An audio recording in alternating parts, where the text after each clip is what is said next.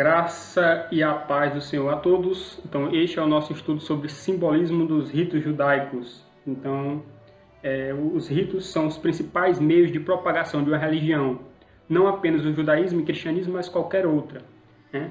Então, existiam algumas festas chamadas festas solenes no judaísmo, que é o sábado, a Páscoa, as primícias, o Pentecoste, o dia da expiação e a festa dos tabernáculos. Nós falaremos hoje apenas de três: a Páscoa ou Pessa, os tabernáculos ou Sukkot, o dia da expiação ou Yom Kippur. Então, para a gente ver qual a principal função de um rito, vejamos aqui em Êxodo capítulo 12, versículo 26. E acontecerá que, quando os vossos filhos vos disserem que culto é este vosso, então direis: este é o sacrifício da Páscoa ao Senhor, que passou às casas dos filhos de Israel no Egito, quando feriu os egípcios e livrou nossas casas. Então o povo inclinou-se e adorou. E foram os filhos de Israel e fizeram isso, como o Senhor ordenara a Moisés e Arão, assim fizeram. Então, um dos principais objetivos de um rito é você passar o ensinamento de uma geração para outra, né? Para que exista aquela curiosidade do qual é a história por detrás desse rito. Então, você pode aprender sobre alguma religião ou sobre a sua própria religião de forma passiva e verbal, através da audição, né? Você ouvir alguma pregação, algum ensinamento, ou através da leitura. E a única atividade que você faz é de forma imaginativa. Isso é importante, sim. Mas quando você participa de um rito, de um ritual, você não exercita apenas o sentido da audição ou da visão da leitura, mas você também exercita todos os outros sentidos, como tato, paladar e olfato.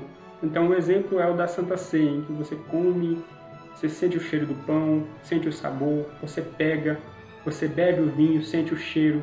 Então, você exercita todos os sentidos. Então, nos ritos você não tem apenas aquela participação passiva, verbal, né, auditiva ou da leitura, mas você tem aquela participação de uma presença concreta, né, de algo tangível, de algo sólido, né, em que você está participando ativamente.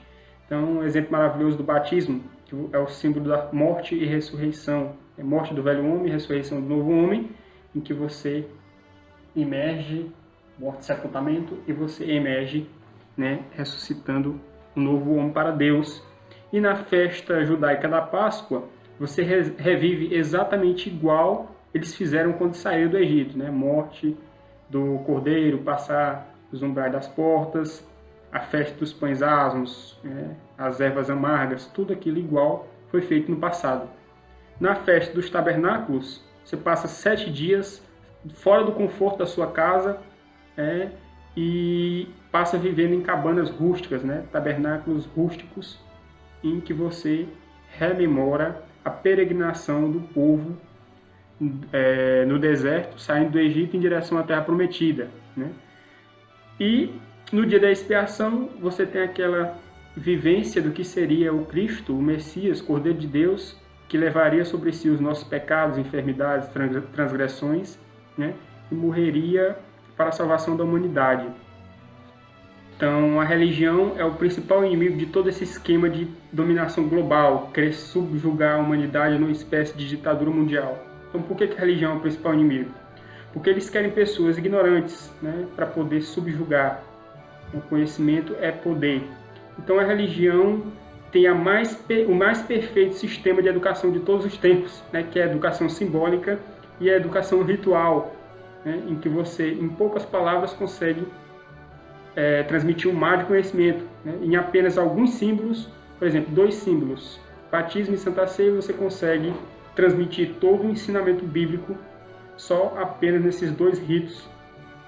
Então, nós praticando e ensinando esses ritos, né? Então, nós poderemos viver numa geração ociosa, numa geração ignorante, mas quando nós passarmos esses ritos às próximas gerações, se elas forem inteligentes e interessadas, quando elas escavarem aquilo ali, né, quando elas buscarem toda a riqueza que tem dentro dos ritos e dos símbolos religiosos, né, ela vai ver que é um mar de conhecimento. Então, mesmo que um conhecimento se perca numa geração, ele não vai se perder na outra, porque ele está condensado nos símbolos e nos rituais. Então, por isso que a religião é o principal inimigo, né? Porque o seu conhecimento está condensado e basta qualquer um que tenha interesse em escavar, buscar, né? Bater e será aberto, buscar e achar e pedir e será dado. Então, a Páscoa era realizada no período da festa dos pães asmos, ou pães sem fermentos. Então, fermento na Bíblia simboliza o pecado, a heresia e a hipocrisia, né? Então, era num período em que o povo estava em abstinência de todas essas coisas más que eles herdaram da terra do Egito, né? Era também feito com ervas amargas para relembrar a vida amargosa que eles tinham no Egito, a vida de escravidão e sofrimento e de opressão que eles tinham lá, né? Então, era sacrificado um cordeiro ou cabrito de 1 ano sem mácula, sem mancha, tinha que ser perfeito, como símbolo do Senhor Jesus, e o sangue era colocado nos umbrais e nas vergas das portas, né? Simbolizando o sangue do cordeiro que está sobre a vida de cada um de nós, né? Para que quando o Senhor passasse pelo Egito e ferisse os primogênitos, os israelitas que tivessem o sangue do cordeiro sobre suas portas estariam salvos. Um exemplo maravilhoso semelhante a esse é o caso da meretriz Raabe e da sua família, que foram salvas por causa de um cordão vermelho que estava em sua janela, né? E a festa dos tabernáculos, que era realizada no período de 7 dias. Então, o primeiro era um dia de descanso, como fosse um sábado ou um feriado, e o 8º dia também era um dia de descanso. Então, diz assim a palavra do Senhor em Levítico 23, versículo 42 e 43. 7 dias habitareis debaixo de tendas, todos os naturais em Israel habitarão em tendas, para que saibam as vossas gerações que eu fiz habitar os filhos de Israel em tendas quando tirei da terra do Egito. Eu sou o Senhor, vosso Deus. Então, isso aí era para que o povo de Israel tivesse aquela vivência, as gerações futuras tivessem aquela vivência de que o Senhor os tirou do Egito, os fez peregrinar por 40 anos no deserto e depois os fez habitar na terra prometida. Então é um símbolo também da nossa peregrinação aqui na terra, em que o Senhor nos tirou de uma vida de pecado, nos salvou, mas mesmo assim ainda estamos peregrinando em direção à terra prometida, como maravilhosamente representado ali no livro Peregrino de John Bunyan, né?